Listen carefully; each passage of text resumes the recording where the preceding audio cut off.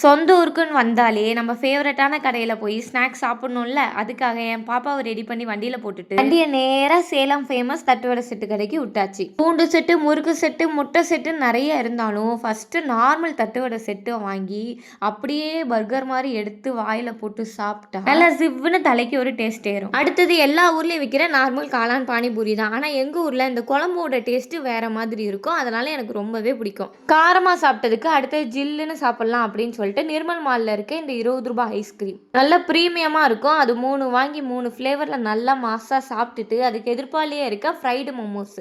இந்த கடையில விற்கிற சட்னிக்காகவும் இங்க மட்டும்தான் பிரான் மோமோஸ் கிடைக்குங்கிறதுக்காகவும் இந்த கடையில போய் கண்டிப்பா ஒரு நாள் சாப்பிட்டுருவேன். அடுத்தது சேலம்ல இருக்க முக்காவாசி பேர் இந்த கடையில சாப்பிடாம இருந்திருக்க மாட்டாங்க. அது சரவணா பேக்கரி கேக்கு. நாங்க தடிக்கு உளுந்தா சரவணா பேக்கரி கேக் கடைக்கு போய் வெளியே உட்காந்து நல்லா சாப்பிட்றதா பழக்கமாவே இருக்கும். நீங்க சேலமா இருந்தா ரெட் டாட் கமெண்ட் பண்ணுங்க. இல்ல வேற ஊரா இருந்தா உங்க ஊர்ல உங்களுக்கு பிடிச்ச டிஷ்ஷை கமெண்ட் பண்ணுங்க. பாய்.